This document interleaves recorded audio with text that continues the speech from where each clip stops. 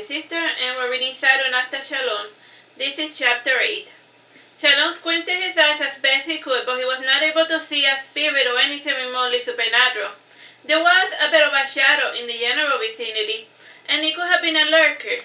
And once they got to the second floor, Amapola took Chalon to her room and she said, "Do you see anything out of the ordinary?" Chalon did look about, and she had the common things, with the vanity, the closet, the plush on the bed, the writing table, and a small bookshelf, and everything seemed so mundane and somewhat girly. And Chalon did know something a little bit off.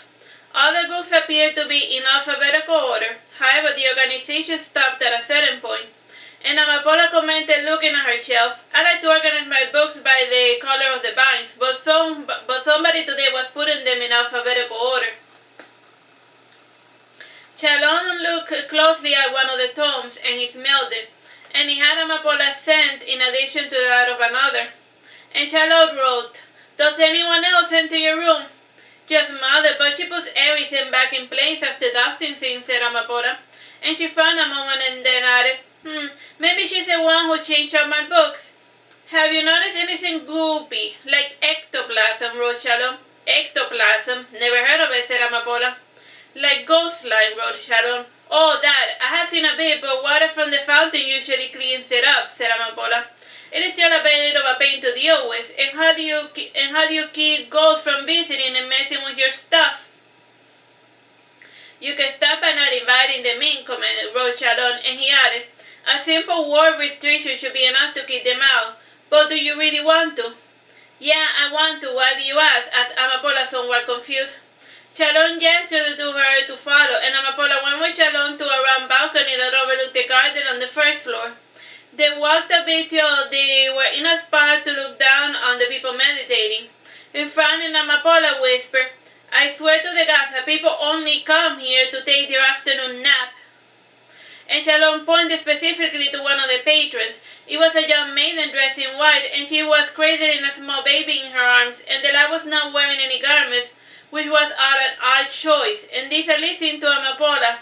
And the child opened his eyes, and he saw that Amapola was staring at it. The child giggled, and he started to suckling his fat toe. It then faded away, turning into little shimmering little orbs. Shaking her head sadly, Amapola said, "Now that is just sad." "I know," wrote Chalon. Like the baby was a ghost baby. Amapola did not bother to look at what Chalon had reading, and she added, I suppose they are a mild nuisance that should be tolerated as long as they do no harm." Since Amapola's will had changed, the nature of the temple altered as well, and while her mother was seen as the leader of the temple, Amapola was the true seat of the sacred power that resided within. She was not aware of this fact. This was so because she was the only one of the household who took care of the garden. And when she was younger, her mother would hire out hands, and eventually she had her daughters learn to do gardening in order to save money. Chalon wrote, "Who is that lady with the ghost?"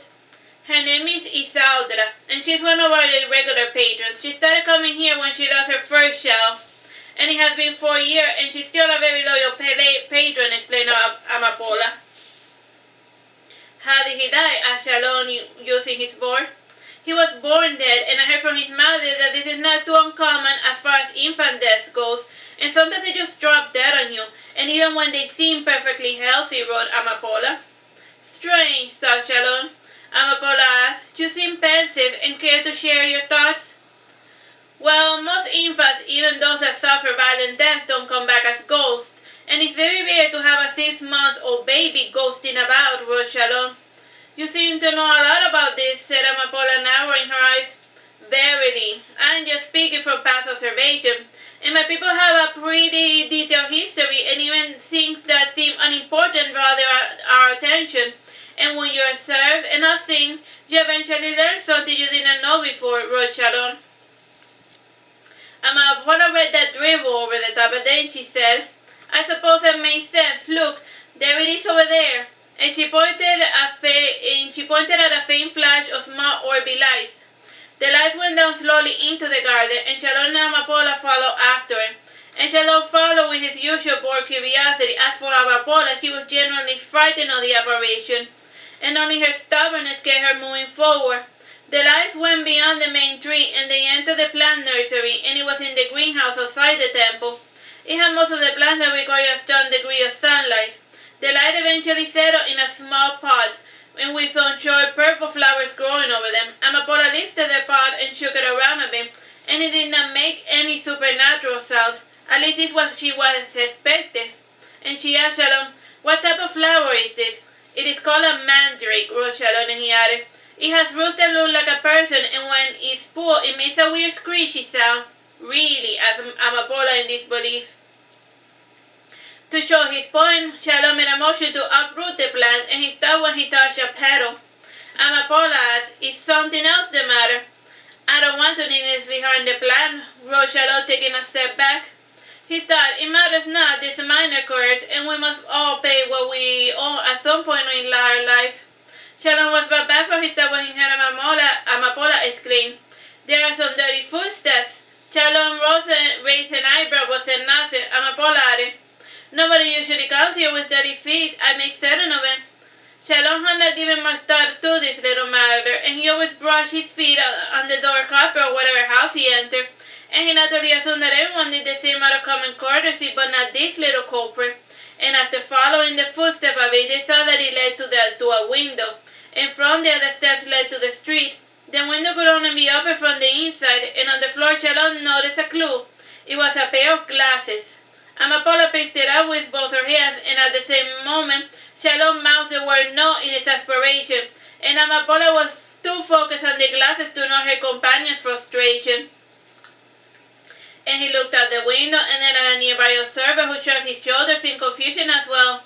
And it is impossible to keep an eye on every living being, and besides the glasses there was a turned carrot plant inside a ceramic pot. And Chalon picked it up and he placed it back where it was.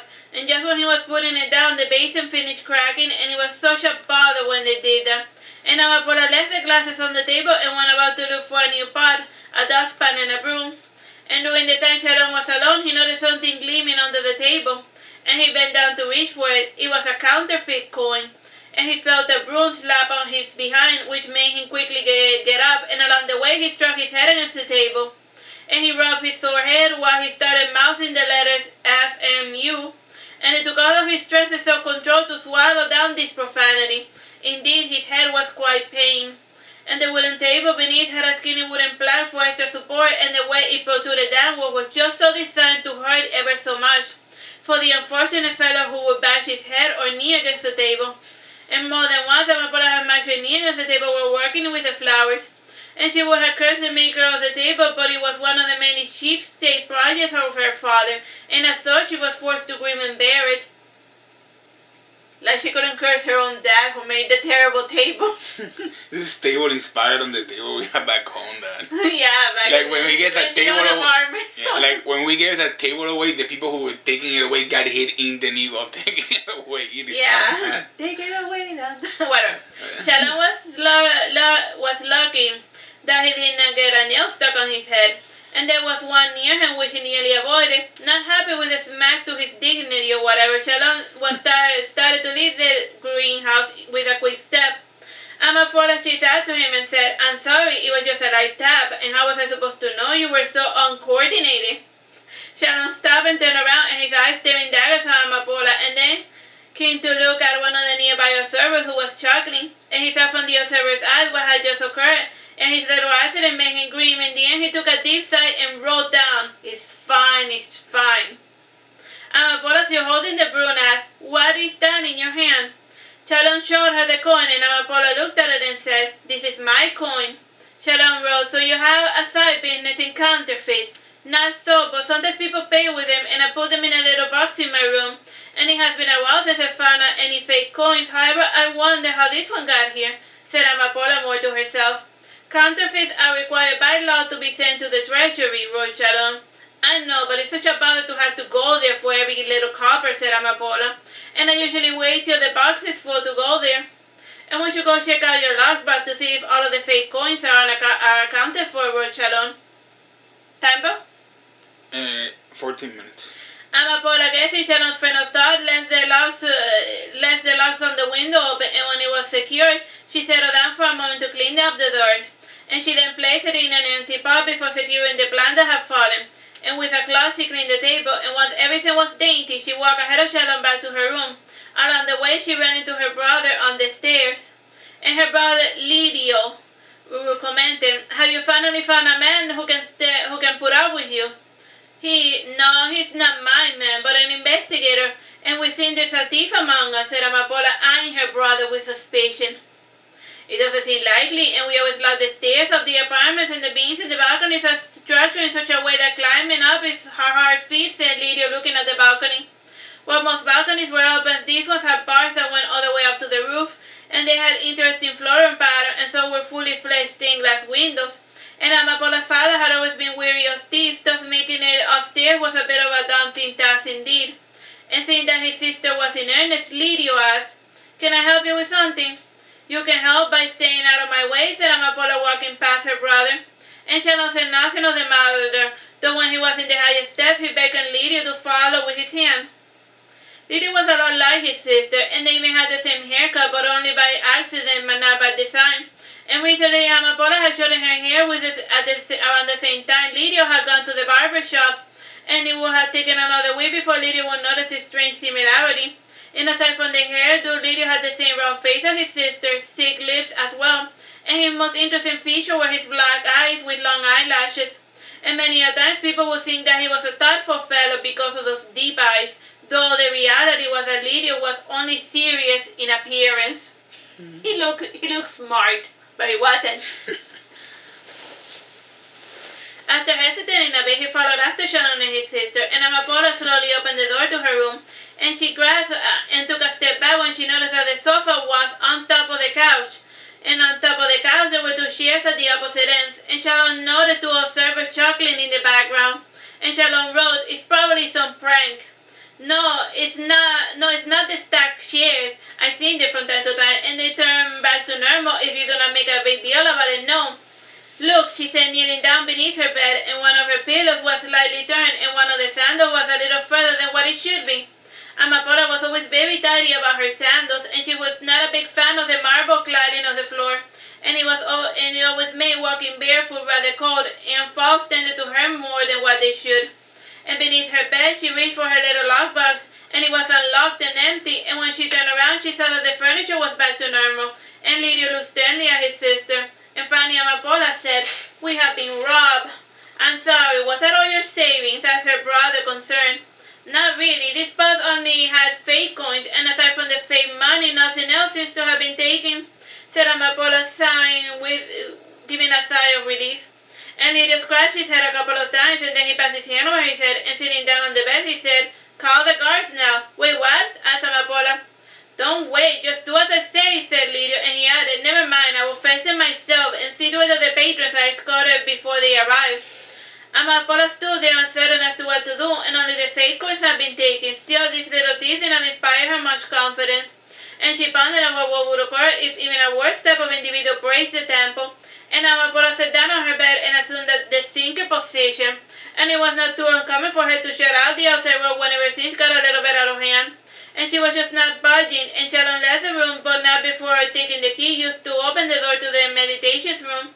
And he made his way downstairs, and he noticed that the door out of the stair was locked, and frowning a bit, he placed inside his aria anything seriously solid. And then he arched his body through the bars, and he wiggled himself till he was on the other side. And it was not the most gracious squeeze, but it was no big deal for people with squid-like bodies. This is at least how Chalon thought of himself, and he liked squids, and he pitied that many had short lifespans. Research has been done in our world to artificially extend the life of the squids, and this silly little side project was successful in quadrupling their lifespan. Still, for those that only live for 1 year, it at most held and survived for an entire year in Saturnastra. And only now, genetics is more of a hobby than a profession these days, which is more the pity. Anyhow, Chalon made his way through the gardens, and when he reached the meditation rooms, he wrote on his sign, "As this was spotted in the temple, return home for your safety."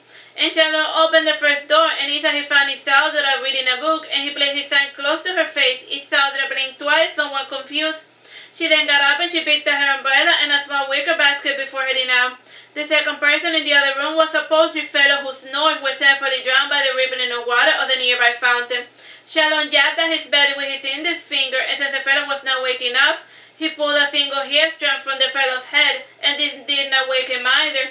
Chalon pulled at the fellow's cheeks, and he even tried tickling his ears with a piece of fallen leaf. And remembering his chalkboard, Chalon made his nails long and sharp, and his nails on the chalkboard did the trick. He was like, eee, with the chalkboard. Startled, the noble fellow asked, wait, what? Where am I? Who are you? What are you doing in my house? The fellow, still confused, got up and he drew his rapier. Chalon blocked the first strike using his board, which got pierced, and then he turned the board to cause the man to lose the grip on his weapon. And when the man was disarmed, Chalon handed the sword back with the chalkboard, and the fellow read the message and flustered. He said, I'm sorry, I just forgot where I was. And he made a motion to dislodge the rapier, but it was stuck, and Chalon took his board with both his hands and he started pulling it back. And this caused the man to rise from the motion, and the man headed down to the bench, and with his assistance, Chalon was able to pry out the rapier from his chalkboard. After concluding this business, Chalon left to check the other meditation rooms, and he opened the third door, but there was nobody inside. The noble from before was following behind Chalon, and he held up his sign again, and the noble put on some reading glasses, and he frowned after reading the message. He said to Chalon, a priest, a thief in the temple of Artisa, how absurd! Never in all my years did I live to see the day that a temple will become a target for petty thievery. Chalon said nothing in response, and then he proceeded to open the following door. And this time there was a lady with two sleeping children, and Chalon showed her the sign, and she proceeded to gently wake up her wards. And meanwhile the noble continued with his soliloquy. And this one I do, and I will put my best men on the job, and mark my words, this thief will be apprehended before the night falls, and just you wait and see. Time, bro? It's 7 minutes, 30 seconds. With this determination, the noble stormed out of the temple, and once outside, Chalon saw that the man making his way down the street. And Chalon would have seen more, but the front door closed, and when he turned around, the children were already awake. And there were 3 of them, and two were 5, and the other 2 were boys that were the age of 5, and the other was a 7-year-old girl. The girl came to stand before Chalon, and she asked, are you a wizard? Chalon shook his head in response, and the mother took the girl's hand and said, hush now, can't you see that the man is busy, and we should return home for supper? All right, said the girl, not too convinced. And the following room had 2 people half-dressed, being very quiet about their business, and Chalon placed the sign in front of the maiden who seemed the most lucid, and she read her message, and her eyes widened, and jumping to her feet, she said, we must go now, Roger. The man called Roger alone said, I'm sorry. Chalon did not linger on the door, and the message had been delivered, so he went to make his way to the other room, and he heard the lady say, what a weirdo. I wonder if he's going to tell on us, asked Roger. I doubt it, said the lady, getting dressed. And when the pair deemed themselves presentable, they stormed out of the temple. And the following door had Lady Jean, and since Chalon wanted her to sleep a little longer, he decided to go to the following room, and this room, when he opened it, was empty. And there was still 4 more other rooms to check, and the following room had 2 men silently playing chess. And Chalon showed them the sign to one of them, and the fellow who read it said, really? And what's the matter? asked the other man. There seems like a thief was spotted lurking the grounds, and we should go home to avoid getting mixed up in this sort of business, explained the first fellow. And the pair left after putting away their chests and writing down where they had left off. And before departing, one of the noble fellows stared intently at Chalon's face, and there was a slight hint of recognition, but the man could not put his finger on it. Chalon did recognize the man, but he chose to continue treating him like he was a stranger. The third to the last room was empty, and based on the wall, somebody had climbed up the vines recently. And the second to last room was indeed occupied, and it had a nanny with a toddler inside a stroller. And the nanny was looking at the pictures of the picture book in her hand. And based on the picture of one of the pages, Chalon noticed that it was a romance novel, and it featured a couple kissing. And as before, Chalon placed his board in front of the patron's face. And the nanny started, moved back a pace, and the baby cooed a little and awoke due to the sound of the book closing abruptly. And Chalon gestured with his board, and the nanny looked at the letters, but she did not comprehend them, and Chalon pointed to the nanny and then towards the main entrance of the temple. I don't get it. Do you want me to leave? asked the nanny. Chalon nodded his head in response. Why? asked the nanny. Chalon in response drew a picture of a skull, and alarmed, the nanny got up and started pulling the large stroller through the uneven stone pavement ground, and the baby, rattled by the movement, started crying pitifully. And the person in the last room yelled, "Will you quiet that stupid baby of yours?" And Chalon opened the last door, and the man inside was a hulky type of fellow dressed in a noble outfit. And instead of a rapier, he had a small decorated dagger inside a large cloth belt. And Chalon showed him the sight, and as he read it, his eyes widened, and his face then turned into a grin, and he started laughing. And grinning, he said, "Who in his right mind would rob a temple?" Chalon shrugged his shoulders in response. And he felt that the man, and he left the man to his own ruminations, and at last he opened the door to Lady Jean's room, and he took her by the shoulder a bit to wake her up. And her snore awoke her, and languidly she got up, and she seemed a bit of a daze. And recognizing where she was, she said to Chalon, "Is it time to go home?" Chalon nodded in response. And Lady Jean held her cane and took a step forward, and then another, and Chalon followed behind, and the ground was a bit uneven, so she went slower than usual. And by the time they reached the door, the guards were already arriving, and one of them commented, "Are you one of the patrons?" Lady Jean said, "Yes, and we are just leaving after hearing the news." "Did you see or hear anything unusual?" asked the guard. "Not really. When meditate, I am quite keen on shutting out the exterior influences, and the fountain also helps mitigate some of the noise," explained Lady Jean. "And you, boy?" asked the guard to Chalon. Chalon was about to write something, but Lady Jean said, "The boy is daft, so he wouldn't be much use to you anyway." "I see," said the guard. "Carry on, madam." But daft means it's a medieval way of saying that he dumb. Lady Jean moved on ahead, and Chalon lingered a little and seemed inclined to write something on his board, and in the end he decided to drop the matter altogether. And it was an hour and a half till sunset, and when night came, Chalon's nightly duties would begin. And these duties depended on the time of year and the current need of the clan, and for the moment the clan needed more fighters. And as such, it was Chalon's duty to find willing recruits. And with the progression of the Civil War, the roads in the kingdom had become far more dangerous, and soldiers that were normally clearing out the bandits now had more urgent matters to attend to. And this had caused a decrease in trade between the cities, and it had also increased the number of refugees. And Chalon believed that the little thief was not native to society, and if he was, he would have known the strange-looking structure was a temple and not a mansion. Alright, I think that's a good spot to give a bang. God bless.